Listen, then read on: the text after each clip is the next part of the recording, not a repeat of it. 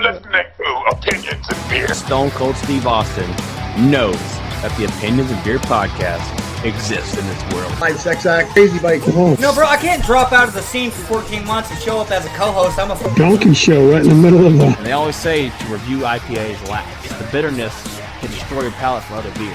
And opinions and beer. Two guys and another guy. Will never happen again. Hello and welcome to Opinions and Beer. Today, we've got a special day. It's me, Adam, your main host. Your main host. Not the host, just the main host, majority host. With Ed Ray 1416. Hello. Today, we've got an interesting day. Today, we're going to be talking about The Undertaker.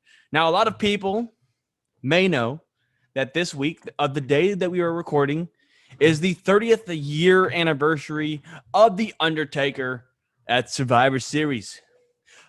Many of people in this world really enjoyed when we chatted Stone Cold Steve Austin's WrestleMania matches and ranked them. You remember that episode? Became the number one episode in the history of Opinions and Beer. Number one, and I don't even know if it can be beaten. That's how much it gets downloads on the daily. It's our number one episode of all time. Us reviewing Stone Cold Steve Austin's IPA, Broken Skull IPA. And we're going to see if we can strike magic twice. And here we are with The Undertaker. We are going to be ranking worst to best. Best to worst, worst to best Undertaker matches at Survivor Series. So we're going to be taking a look at Undertaker matches. If matches that involve the Undertaker, if Undertaker was on the card in that match, we are ranking it. So basically, every time he was at Survivor Series, we are ranking every time Undertaker was at Survivor Series. Sound fun, Ed Ray? Yeah, let's do it. A lot of fun. But first off, this is Opinions and Beer, so let's get on with the beer of the day. And today's beer of the day is brought to you by Founders Brewing Company. This is a highly acclaimed KBS Espresso. This was a hard beer to get a hold of in my area. They had our entire area received one case of this beer. One case, that's it. Only one case of this beer made its way to this area. They had another variant that had a little bit more cases, but the espresso, the pure espresso one, KBS Espresso, was it's a rarity, and it was limit of a 2. You could only buy 2 bottles. This is an ale brewed with chocolate and coffee aged in oak bourbon barrels.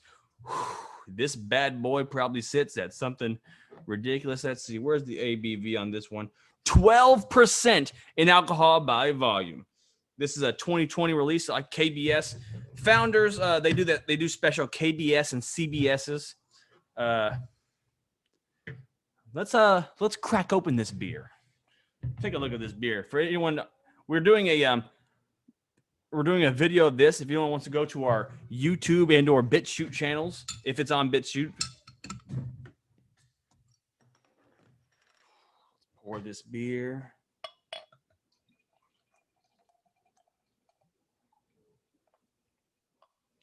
Ooh, that is black as night. This smells like coffee. Pure coffee. I mean, I've had some coffee beers. So some coffee beers, they don't smell like coffee this much. This smells like black coffee. This may very well be barrel aged series. This may taste like Rev. It smells like it tastes like Rev. But with higher alcohol. So if this is Rev with higher alcohol, it's going to be an automatic 10. I'm just going to say that right now. So let's Let's try this beer.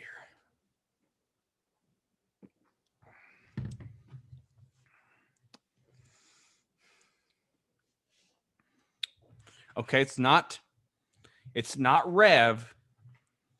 But Rev they use very strong coffee. Oh, but the coffee's there. Oh, it's kind of like it doesn't linger that long, but it's like it's already coming off my breath. The coffee notes coming off my breath as I breathe.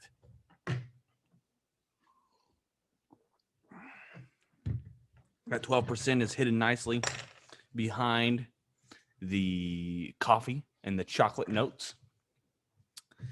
Oh boy, Ed Ray. You know what, Ed Ray? I'm gonna have to sip on this one for a minute. I don't know if this is a 9 or a 10. This is a damn good beer. I'm gonna have to sip on it and see what it is. So I'll rate it at the end of the episode after we're done with this. Let's get on with today's topic. Ed Ray, you're gonna know these matches probably. Are you a fan? Are you an Undertaker fan? 30 years. Can't really say. You're not a fan of Undertaker? Not for 30 years. Well, damn. Do you admire him? Of course. He's one hell of a athlete. Yes. He's had quite a bit of matches. He's had 17 matches in Survivor Series history. So he's competed at 17 Survivor Series in his 30-year career. So we're going to break it down. Here we go. And how this is going to be broken down. First, we're going to do the worst 5. Should I count up? Should I go the bottom to up no matter what?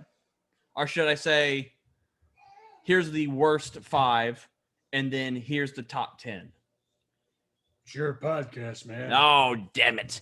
Yeah, you're screwing me up. Okay. How's this? We're going to work our way up the ladder, worst to best, but just know we're starting with the bottom 5. We're starting with the worst ever, and then we're working our way up to the top level. You ready for this? Sure. Edward, do you have your list in your head? All right. The worst. Okay, match number 17. 17? Yeah, 17. Match number 17. Worst Survivor Series match featuring The Undertaker. I'm going to have to give that to Undertaker versus Kamala in a casket match. That was in, what year was that? 1992. The 1992 Survivor Series, Undertaker versus Kamala coffin match. What were your thoughts on that match? Could have been done a hell of a lot better. Well, I thought you know what's weird though? When I watched it, I didn't think I was going to rank it as low, the worst. I did not think that, but after looking back at it, it was almost a little silly. It was a silly match. Kamala would threaten to hit The Undertaker, and then he'd run around the ring, and it was so goofy. And looking back at it, I gave it the worst because it was just kind of stupid. It was just dumb, especially after witnessing a lot better casket matches and a lot better of ways that the other wrestlers conveyed their fear of the coffin. A lot of other people did it better than Kamala. Kamala and Undertaker did not have a good coffin match at Survivor Series. So Undertaker versus Kamala, Survivor Series 1992 is the worst match on my list. We'll let Ed Ray go through his list after. We'll see what he changes. Next up, number 16. This is a two-parter. So in 1998, Undertaker wrestled 2 matches. I am including both those matches in 16. That is Undertaker versus Kane, and then Undertaker versus The Rock. That was 1998 Survivor Series. I'm ranking both of them together as a full thing because it was a whole little storyline going on, and I think that's number 16, the second worst match in the Survivor Series Undertaker history. What are your thoughts on that? If memory served me correctly, Undertaker was working injured, so he couldn't put on the caliber matches that he would normally have done if he was 100% in 1998. Oh, I really? Yeah, because it was just kind of weird. I guess the month before, Undertaker and Kane had a match for the vacant title, and then Stone Cold interfered. And in 1998 Survivor Series was one of the only Survivor Series. I think it was the first one that did not have a tag match. They did not have a Survivor Series tag match in that pay-per-view. Instead, they had a tournament for the vacant championship, and it was pretty apparent that the storyline that a lot of the matches were throwaways up until the main event, which you saw The Rock versus Mankind for the title, with The Rock beating Mankind, corporate Mankind, because Mankind was teamed up with Vince McMahon during that pay-per-view. Basically, that main event, the finish was just an imitation of the Montreal Screwjob 1 year prior. Oh, was it? Mm-hmm. Oh, because did Vince McMahon turn on Mankind? Yeah. See, I didn't watch. That was how the corporation began. You know, I was just watching. All I was watching was Undertaker. So I'm like seeing what's going on. I'm like, okay, so a lot of this is just a build up, and they're just trying to get rid of. So Undertaker beat Kane in a kind of lackluster match. They did a few things, but it was kind of slow paced. And then The Rock beat Undertaker in another kind of lackluster match that saw interference. Kane came in, attacked The Rock, and it gave The Rock the DQ win to knock Undertaker out of the tournament. So he did it on purpose. They're like, oh, they're teamed up. No, I think he did it on purpose to get Undertaker disqualified out of this match. So that was number 16. Number 15, the third worst Survivor Series Undertaker match, 2004 Undertaker versus Heidenreich. Okay, guys. This one, I thought I was going to surprise everybody and put this match high on the list. But watching it, it's not horrible. The problem is this, out of all the matches on this list, it's one of the only matches that feels like it should have been on SmackDown.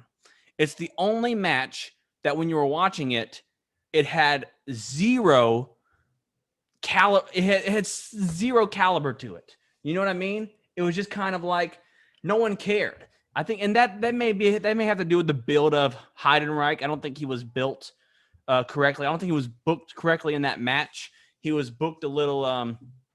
He didn't have any moveset in that match either. Usually, if you have someone like that, you have them like beat the Undertaker down, you know. But it was just not, Heidenreich in that match was not exciting as he could have been. I feel like Heidenreich was very underutilized, and that match altogether should have been on SmackDown and not on a big pay-per-view. What are your thoughts? I think it's the worst I've ever seen. You think Heidenreich versus Taker is the worst Survivor Series match? Yeah, I mean, Heidenreich didn't do anything. That is true. It is true. The fourth worst Survivor Series Undertaker match. Undertaker versus Hogan, 1991 for the world title. Is that a controversial pick? You think it's controversial? Yeah, because the booking was so bad. Well, oh, you're saying the booking of the match was bad? Well, yeah, because my problem with the match, comparing it to the others, Undertaker just kind of choked Hogan for a while. It was a weird finish too, where You had interference. You had 2 interferences. Then you had Ric Flair interfere, slide the. I mean, that was kind of cool that he slid the chair in so Taker could tombstone Hogan on the chair, but it was just the whole thing just kind of seemed weird. Hogan the next month would win the title back, so it was kind of pointless. And then, I mean, the match was kind of boring. It was kind of slow paced, and it was just Undertaker choking Hulk Hogan for 20 minutes. Any comments? Well, here's the reason why I'm not a huge fan of that match. It was because of the booking, the ending of the match. If Hogan really wanted Undertaker to go over, Undertaker should have pinned Hogan with the second tombstone in the center of the ring clean. Yeah. But instead, you had the tombstone on the chair, but the backstage incident is really what made this match much worse than it actually is. What was the backstage incident? Hogan went crying to McMahon, saying that Undertaker tried to break his neck with that tombstone on the chair, and Undertaker got furious, and that was when Hogan decided to use his political power to get the title back within a Tuesday or so. Geez, yeah, it was Undertaker was champion for a month. So he lost at the very next pay-per-view, at least. I believe. Moving on. 1, 2, 3, 4. Number 5, the 5th worst. So I mean, it's not the worst, but it's the 5th worst. Was 1995 Survivor Series, Dark Side versus the Royals. My problem with this was the beginning was horrible. The beginning was very boring until Undertaker tagged in and eliminated everybody.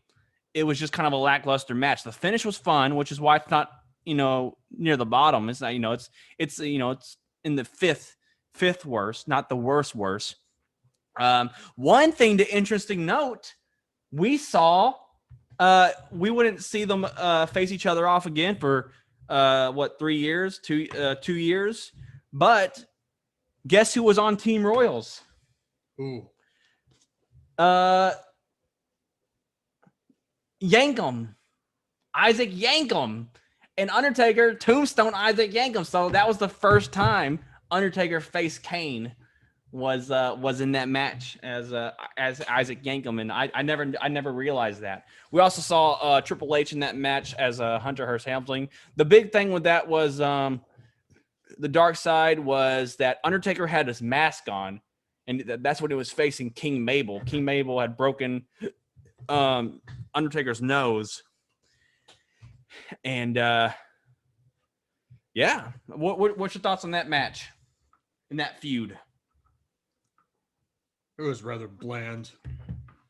Yeah, it was kind of bland. I think they were trying to push King Mabel because he's just this big old guy. But the thing is, he hurt people. He hurt a lot of people. He also hurt Diesel, which is why Diesel couldn't give him the powerbomb. Oh, really? Mm-hmm. Yeah. King Mabel, he was an entertaining character. There's no doubt about it. He was entertaining. He just wasn't safe in the ring. And he was like the Nia Jax of his generation. Yeah. Ain't that the truth? But only difference is Mabel was a guy and Nia Jax is a gal. Or so they say. Anyways, Dark Side versus the Royals, number 13. So these next two matches, those are my bottom 5. These next two matches, they're not good, nor are they bad, but I want to say that they're both iconic. Okay, they both are iconic for different reasons. I'm going to say number 12 is the 1990 Survivor Series match where Undertaker debuted. This million dollar man calling, doing the entrance for the Undertaker will remain iconic forever. I mean, he had the best. $1 Million Man introduced the Undertaker so well that I will always remember just him saying it like that. And here comes Undertaker. It's so like crazy, but he's with like Dr. Love or whatever. The match, however, it's kind of duddy, you know. I mean, Undertaker got some eliminations or whatever, but then he eliminates himself by count out because he's worried about his Dr. Love Dr. Love manager being attacked, and then the match ends with a roll up with $1 Million Man rolling up Bret Hart, and it was just kind of like not that great of an ending for me. I thought the match overall was kind of slower, and not a fan of the match itself, but despite that, it was very. I mean, I liked the build up to it was very iconic, and a lot of there's like little moments with Undertaker that are iconic, but other than that, it was kind of a lackluster match. What are your thoughts? Good introduction by Ted DiBiase. Good entrance, but the booking was screwed up because how did Undertaker get counted out if he was not the legal guy to begin with? I was thinking that when I was watching that. Undertaker was on the apron when Dusty Rhodes gave Brother Love an elbow, and then Undertaker went right after him. So why would he have been counted out if he was not the legal guy to begin with? So here is my opinion. This match could have been much better had Undertaker made it all the way to the end to face Bret Hart in the final two. Yeah, that would have been something. I think Undertaker should have won the match, to be honest. I think that would have made that he should have won the match for the team. You know, that would have made it a bit more iconic. Yeah, debut. Imagine Bret Hart and Undertaker squaring off at the ending. Exactly. And Undertaker reverses the sharpshooter and finds himself out of it and somehow gets a tombstone pile driver on Bret to win. Heck yeah, that'd be crazy. Crazy. Anyways, that's number 12. Moving on to number 11. Number 11, we've got Undertaker versus Mr. McMahon in 2003 Buried Alive match. This 2003, the 2003 Survivor Series was the first pay-per-view that I was allowed to buy. And so 2003 is that Survivor Series is always going to be iconic to me. You had the ambulance match with Shane McMahon versus Kane, which is one of the most underrated ambulance matches of all. It's probably the best ambulance match of all time. Would you say? Very brutal. Very brutal. They had a lot of cool stuff happening. Those backstage segments where he like drives a damn ambulance into Shane McMahon, or it was the other way around. Someone gets an ambulance driven into them, and they fly through a freaking glass phone booth, I think. Or a booth. And anyways, 2003 Survivor Series was crazy. In fact, I think everyone bled. Like there was so much blood in that show. From Shane McMahon bleeding to Shawn Michaels gushing blood. And then we got to Undertaker versus Mr. McMahon. Literally, Undertaker at the first punch, Undertaker punched Mr. McMahon, and then it was just blood. It was just blood, and more blood, and just Undertaker beating the hell out of Mr. McMahon for a solid good while before bringing him out. Mr. McMahon had some mild offense with the shovel near the grave site, but it was very minor. And it was about to be over, and then Kane interferes. And he punches. And here's the only reason why that this isn't higher. I think Kane should have tombstoned Undertaker in the grave, but instead, I guess he chloroformed. He punched him with chloroform. Was that the whole gimmick? Like that, because there's this part where he barely punches Undertaker. Undertaker kind of falls. He punches Undertaker again, and he falls into the grave. Undertaker falls into the grave, and then he gets Mr. McMahon out, and then he looks at his hand, and he has like a thing, because I guess he rubs. He goes in there, he like rubs Taker's head, and then he has something, and it's like it looks like a rag, and I think that was like a chloroform rag that he chloroformed Undertaker to make him pass out so that he could bury him alive or whatever. I thought that was stupid. I think Kane should have tombstoned Undertaker into the grave, and it would have been more iconic. It was kind of the finish was cool, but without that move, it was lackluster, and it felt very dull, a very dull finish, despite it being good booking. It was good booking, but move wise and like actions wise, it was very dull. You know what I mean? What's your thoughts on that bout? It was a very brutal match. And up until Eddie Guerrero versus JBL at Judgment Day 2004, it was the goriest match. But then Eddie Guerrero versus JBL topped that, and it hasn't been topped since. I think you're right. Unless was JBL versus John Cena pretty gory? Did that top it or no? It came very close. It's crazy. Anyways, here we are. We're at the top 10 Survivor Series matches. At number 10, under 2008, Undertaker versus Big Show in a casket match. What's your thoughts on that? Anything with the Big Show in it is an automatic dud, in my opinion. You think so? Big Show sucks. It's the big slow. It's the big bad slow tonight. Oh God. I liked him better as the Giant in WCW. I guess, yeah, he was better than the Giant. He did more stuff. But no, I thought the match was okay. It was an okay casket match.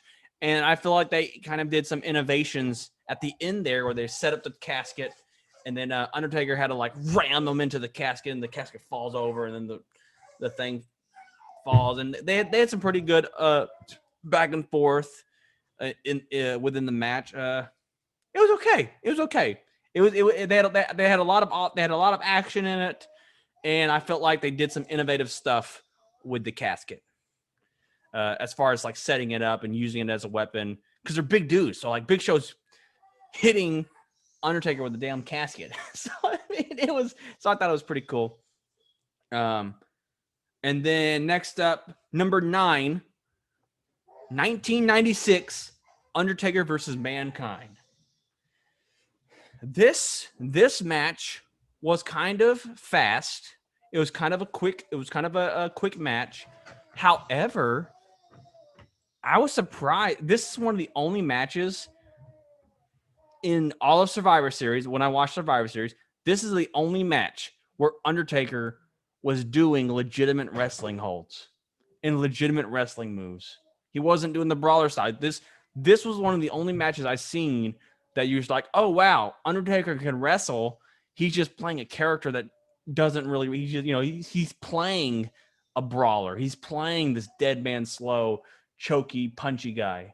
You know what I mean? I thought that was very cool to see. And there's some iconic stuff with him slinging Mankind against the Great, and Mankind, flipping over. And there's some iconic moments within the match itself. Overall, it was kind of quick. It felt a little raw-y, but like it felt like something that could have been put on Raw. But I feel like with all that addition of his moveset, and I thought that was really cool. What are your thoughts on Undertaker versus Mankind, 1996? It was okay, but it was nothing like the Boiler Room Brawl at SummerSlam 1996. Oh, did they face each other off in that one? Let's see, they had the Boiler Room Brawl. They had the First Ever Buried Alive match. They've had a lot of legendary matches, but I guess this is the weakest of the matches that they've had overall. Yeah, probably so. But that's saying a lot, seeing as I ranked it as number 9. Number 8. This may be a surprise, a shocker. Number 8. I've got 2006. Undertaker versus Mr. Kennedy in a First Blood match. So I thought this was an entertaining match. I liked, I think at the time I didn't like it, but rewatching it as a match itself without like the build and whatnot, I liked MVP coming in and wiping the blood off Mr. Kennedy. And Mr. Kennedy, MVP then clocks Undertaker, and Undertaker loses. But then I thought the aftermath of then Undertaker getting pissed off and just busting the hell out of Mr. Kennedy and make him bleed everywhere. I thought that was like kind of like an icing that made the whole thing kind of worth it.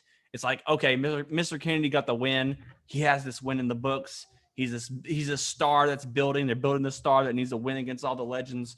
But then Undertaker comes in. He, you know, at the end, Undertaker still gets his revenge and busts the hell out of Mr. Kennedy. And I thought that was pretty cool. What are your thoughts on that match? Would have been great if Mr. Kennedy didn't sabotage his own wrestling career. I know. I was thinking that while watching that match, I was like, Mr. Kennedy deserved a lot better. I wish he didn't hurt people and almost hurt Randy Orton. He should have been careful. Well, I also wish he wasn't a prick to all the wrestlers at the time. Yeah, then they probably would have stood up for him, but I think it was too much of a prick, and people were like, "No, F him. let him get buried by Randy Orton. Let him get buried by Randy Orton." Number 7, 1994, Undertaker versus Yokozuna in a casket match. This match, I was surprised at how well Yokozuna was selling to the Undertaker. I loved what they did in that match. I'm trying to remember because there was 2 matches that I'm trying to remember with Yokozuna. And I'm not gonna. Maybe I'll bring it up. I'll bring it up in the next one because I don't want to ruin it. But I'm just saying it was a really fun. It was a fun match. Yokozuna sold his fear of the casket really well, but was still trying to wrestle and he sold a lot. He moves well for a fucking giant ass dude. He was moving pretty well for Yokozuna. What's your thoughts on that match? Yokozuna did pretty well for the first half of his career in WWE, but he wouldn't stop eating, and it got to a point where WWE had to let him go. But the one thing about the casket match at Survivor Series 1994 was it was basically a rematch of their classic casket match at the 1994 Royal Rumble, where Undertaker ended up losing in a controversial style because of so much interference and so much overbooking. But the reason why Undertaker lost that match was because he was injured at the time in 1994, so it wasn't until SummerSlam 1994 that he came back, and then he subsequently renewed his feud with Yokozuna, and that was why they had another classic casket match at Survivor Series. Yeah, it's probably the best casket match. One of the best casket matches was him and Yokozuna. It's kind of hard to get over the casket match. The casket match is kind of it's a tough match to pull off because all you got to do is roll them into the casket, get them into the casket. So what are you doing? But they managed to really do it well, and I think they sold it really nicely. There's only been one casket match outside of WWE that did better than any other casket matches in WWE. Vampiro. No, it was Mil Muertes versus Rey Fenix at Lucha Underground. That's run by the same people. Isn't that run by Vampiro?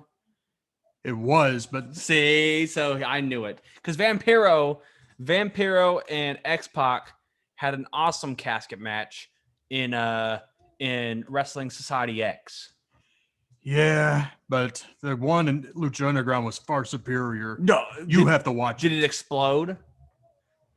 No, but everybody was all over the arena. The crowd was wild. There was a whole lot of blood. There was an excellent storytelling, man. They had an exploding casket match. That's who I want to see. Vampiro versus Undertaker in a casket match. Finale, last match ever. Okay. But anyways, next up, my number 6. This was when I was watching it, I thought this match was going to be in my top 5 or even my top 2. I thought this was going to be my top 2. That's how surprised I am about this match. But it got down a little low to number 6. Number 6, 1993 Survivor Series, the All-Americans versus the Fanatics. I'm going to say, man, the booking on this was really well. this was kind of the start of the Undertaker and Yokozuna feud. And there was a moment.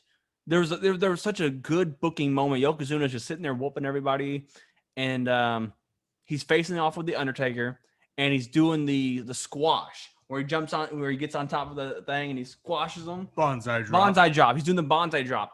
Boom, bonsai drop. Gets back up. Boom, second bonsai drop. I'm like, oh man, they're gonna eliminate Undertaker already. He goes up for the third one. Goes for the bonsai drop. Undertaker sits up, and I was like, yes! Yeah! This is when they did sit-ups well. This is when they did sit-ups. Perfect timing, where the sit-up meant something. I feel like the sit-up is now just kind of like, oh, they have to do the sit-up. But for some reason, during those older matches, it was like, wow, the sit-up meant something. It meant you're about to get your ass beat. Like, that's what that meant. You know, nowadays, when he sits up, they just like, and they punch him and he goes back down or something. And it's kind of lost his momentum. But I thought that was great. And then on top of that, even though he gets eliminated, but there's a double elimination. Him and Yokozuna get counted out. Lex Luger versus the Finland guy. Ludwig Borga. Dude, I thought Ludwig Borga. I thought he was awesome. What happened to him? He's dead, unfortunately. No, I know, but why? I was looking it up. He was only in WWE for a year. I want to say drugs or whatever. I mean, Ludwig Borga made history being the first person to defeat Tatanka. Oh, really? Mm-hmm. He was kind of like, you know what? Looking back at Heidenreich, I feel like they've been trying to recapture Ludwig Borga, because Heidenreich reminds me of Ludwig Borga, like a less talented Ludwig Borga. But looking it up, Ludwig Borga was a legitimate badass. He was like a boxing. He like has 14 wins and 5 losses in boxing.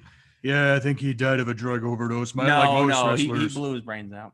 Oh, he committed suicide, didn't he? Yeah, that's another common cause of death in wrestling. But I was like, but the finale with him versus, it was the Fanatics versus the All Americans, him versus Lex Luger. That was a good ending. That was I loved it. I was surprised of how much I love All Americans versus Fanatics. I was super surprised. Do you remember that match at all? Or do you hold that match in high regards, or is it just passable? I want to say it's passable. Okay. Moving on. Number 5. Here we are, the top 5 Undertaker Survivor Series matches. Dude, I was surprised because I think when I first watched this match, I hated it. But rewatching it, not too bad. It was actually really good for what it was. 2015, Brothers of Destruction versus the Wyatt family. Like I said, I thought, looking back at it, I really hated it when I first watched it. Like, oh, they didn't do enough, but they had some really good moments. They had really memorable things. They did the double choke. They choke slammed Braun Strowman through the table. They did the Brothers of Destruction double choke slam to both Bray Wyatt and Luke Harper. I thought it was really good. I thought it was for how old Taker was, and this being his last Survivor Series match ever. I thought it was really good. They did that for the 25th anniversary. His last Survivor Series match that he's had, and I thought, yeah, I made it to my top 5. What are your thoughts looking back? Well, I thought that if Undertaker and Kane were in better shape, the match could have gone at least 20 minutes, and it could have been a barn burner of a match. But for what it is worth, I mean, the ending made it okay. Yeah. Number 4, 2001 WWF versus the Alliance. Man, this match was good. Do you remember this match? Yeah. This match, so for those who don't remember this match, they were fighting. It was basically WCW versus WWE. Well, it was WCW and ECW versus WWE to see who controls the company. It would be Vince McMahon or Shane McMahon and Stephanie McMahon. Funny enough, Stephanie McMahon, CM Punk, I think, ripped off Stephanie McMahon's promo because Stephanie McMahon was the one that said, "This company be better off when you're dead." CM Punk ripped them off. CM Punk stole that pipeline, the pipe drop. What's up with that? Anyways, the match was super good. There was this whole talk about who was going to turn on each other. Undertaker got pinned after heel Stone Cold Steve Austin interfered and let Kurt Angle get the pin on Undertaker, eliminating him. It came down to The Rock fighting The Rock versus Stone Cold. Stone Cold was on Team WCW. They were still talking about who's going to turn. Chris Jericho, who was on Team WWF, was about to turn, about to go down and attack. He about to go down and beat up. He did. He hit The Rock with a chair. The Rock kicked out. Chris Jericho was like, "What the hell? I'm going back down there." And then Undertaker shows up. "What the hell you doing? Get back in the back room. You're not going to screw this up. You're not going to interfere in this match. Let it be. Let them fight. Undertaker was really like intense and get back there, Chris Jericho. And Chris Jericho, funny enough, Chris Jericho, originally a WCW guy, was fighting for WWF, and then he was going to go turn. He turned on WWF, because he was fighting with WWF. He WCW guy, then he turned. And then in the later part of the match, we saw another turn. Kurt Angle, who was wrestling for Team WCW, turned at the end, came down, hit Stone Cold with the belt. Rock did the rock bottom, and then Team WWF won. And I think the next night they did a double turn where The Rock turned heel and Stone Cold turned face again. Is that correct? Either that or Kurt Angle turns heel and Stone Cold turned face. Oh, okay. That's what it was. But that was The Rock versus Stone Cold is always going to be classic. And so they just knew each other. They had such good chemistry in the ring that even though they're not doing too much, they're doing just enough to keep everything they do, everything that's happening, entertaining. And I thought, it doesn't really feature the Undertaker at the end there too much, but Undertaker's in the match. He's a part of the match, and this is one of the. I mean, this is a top four Survivor Series matches involving the Undertaker. I mean, it was really good. What are your thoughts? It was a very great match. It was very good storytelling, but my only complaint was that the wrong team won. Whatever. I mean, think about it. This could have gone all the way up to WrestleMania 18, and then it could have culminated right there. Perhaps. Test doesn't agree with you. Test survived the firings. Well, forget about that because Test is dead, so he cannot contest. He's dead. That's not good. But number 3, here we go. The top 3 Undertaker Survivor Series matches. Number 3, 2009. Undertaker versus Big Show versus Chris Jericho in a triple threat for the championship. Undertaker would go on to retain the title in this triple threat. It was a good triple threat. It was actually pretty good. Big Show and Chris Jericho were tag team champions at the time. And I thought this match was really good. I don't have much to say about it except that it was really good. I guess the buildup was that Big Show turned on Team Raw so that he could get a title shot. And then Chris Jericho, I guess, also made the same deal. So they both got title shots at Survivor Series to be put in the triple threat. I thought everyone hit their moves well. They did a nice. They kind of did this nice bit where Taker's kind of facing off against Big Show for a little bit, then he's facing off against Chris Jericho, and then there does come a point where you do the whole entire thing where friends, like, oh no, I'm gonna pin him. No, I'm gonna pin him. So Big Show's like choking Chris Jericho, and then it gets crazy, and they're hitting their finishers on each other, and ends up with Undertaker making Big Show tap out for the win. Do you remember this match? What are your thoughts on that match? The only thing that made this match great was Chris Jericho making Big Show look good, because if Jericho was not involved in this match, this would have been a dud once again. uh, perhaps.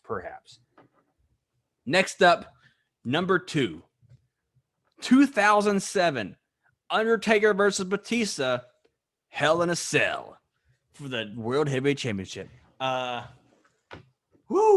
I was surprised. I barely remembered the match, but when I watched it, I'm like, this shit's crazy. Like, Batista's having a freaking. They're both busted open. They're both bleeding everywhere. They're throwing steps at each other. Like, they're it was brutal. It was pretty brutal. They brought the table out. They did the Batista bomb through the table. Tombstone on the steel steps, and then it ends with Edge interfering to, obviously the build up to the WrestleMania with Edge versus Taker. Edge interferes. He's the cameraman. He comes in, he bashes his head in or whatever with the camera, and then he does the chair show onto the steel steps, and then he drags a bloody Batista over Undertaker. But the match itself, it was crazy back and forth. Batista and Undertaker just showing that they could go. I think this was kind of like a rematch from their WrestleMania. I don't know if he faced Batista the previous year on WrestleMania. If so, this would be a rematch, and it showed just how far they've come. And I feel like they definitely I feel like this match was a little better than their WrestleMania match, just because of how brutal it was. Their WrestleMania match might have been a little bit longer than this one. It might have been drawn out a little bit. And also another problem with the WrestleMania match was that Batista really showed his rookiness, that he was still kind of new in learning the business. He wasn't as good as these legends. But this Hell in a Cell match definitely, I feel like, elevated everybody, and it showcased that Batista, how crazy, how brutal Batista could be, but also how brutal Undertaker could be. And it's a good match. What's your thoughts? Yeah, I think it was an awesome match. I mean, sure, there wasn't a whole lot of movement in their previous match, but I think Batista shined in this one. As far as Edge interfering is concerned, I think it added to the story. It made the match a lot better, because without Edge being there interfering, then this match would have been good, but it wouldn't have been spectacular. And here we are. The number 1 Undertaker Survivor Series match of all time. The best Survivor Series match involving The Undertaker was in 2000. It was a title match. It was The Undertaker versus Kurt Angle. This match was legit. It had wrestling. It had the twists and turns that come in an Undertaker Survivor Series match. It had a crazy ending that I'm still like, how did they do that? I rewatched the ending 7 times to see like what happened. Like where was the twist? I don't know if you remember this match, Ed Ray. Do you remember this match? Okay, well, the twist comes at the end where Undertaker, he just did a move, and Kurt Angle rolled out of the ring, and he goes and crawls under the ring. And Undertaker, he grabs Kurt Angle's legs, he pulls him out, he throws him in the ring, he lifts him up he does the last ride, he goes for the pin, 1, 2, and Earl Hebner doesn't count the 3, and they're like, Taker's like, what the fuck you doing? And he's like, look. And then Kurt Angle comes in and gets the sneak win. But the match was so good. And this fake Kurt Angle, it was like some autistic guy or something. I don't know what the hell that dude was. He was like, I'm not Kurt Angle. Oh, God. But I thought the twist was fun. It was like, it was a fun heel thing for Kurt Angle to do, and then the match itself was really good. They hit a lot of fun moves. The match, Kurt Angle and Taker. I mean, Kurt Angle is such a talented guy, and then Undertaker has such a presence that these two facing off is like, it's just gold. Every time they face off, it's gold, and it proves it right here because it's obviously it's what I believe is the number one Survivor Series match involving the Undertaker of all time. Ed Ray, I need you to comment on my list. Tell me what you would change. What do you think is the worst and best? Give me your top 2 worst and top 2 bottom, just because I went through the list, and I want you to tell me where your list kind of stands. As for the top 2 bottom, the top worst matches, I have to say Heidenreich obviously goes on the bottom. And of course, Undertaker vs. Big Show from 2008 goes right next to it. Ooh! So you don't agree with me, huh? On number 10, huh? Undertaker versus Big Show is like oil and water. They don't want to mix. Oh God. Where would you put 1998? Probably in the middle. In the middle? Maybe. All right. Okay, comment on my list. Comment what would you do differently? Well, like I said, Undertaker versus Heidenreich is on the bottom. Undertaker versus Big Show from 2008 goes second. Okay. Of course, Undertaker versus Kamala next to it. Okay. Undertaker versus Hogan stays where it is. Okay. Let's see what else. How's this? Give me your top 5 and see if it's different. Let's see, top 5. Top 5. Undertaker versus Yokozuna, probably number 5. Number 4. I'm going to have to say Undertaker versus Jericho versus Big Show because Chris Jericho saved the match. Let's see. Undertaker versus Mankind from Survivor Series 96. I'd probably say number 3. Whoo! And of course, the top 2, your top 2 stays where it is. Stays where it is. So you think Taker versus Batista, Taker versus Kurt Angle? Those are good picks. Those are Good the best. picks. Yeah, I mean it's hard to argue with what the best is because I feel like it's so obvious that those two were they stood out amongst the rest. You know, the rest they had good stuff in it. Obviously, like I said, I have a weird fascination now with All Americans versus Fanatics just because Ludwig. I need to go watch more of that guy's matches to see if he's actually good, or if I'm just like, or if he was just good in that one match. I don't know if he was good in the matches, but those are picks. Best. What are your thoughts?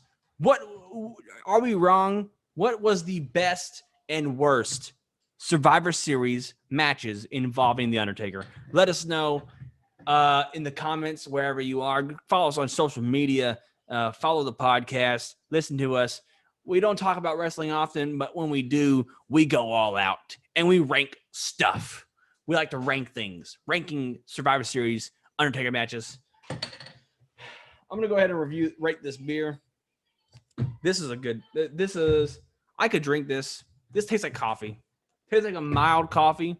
And I said that, earlier, it wasn't as, strong as Rev. Just the coffee flavor isn't that strong, but it's a really good beer. And I'm going to give KBS Espresso a 10. What? A 10? That's right. That might be controversial too. But we don't care. We don't care if you agree or not, because these are just our opinions.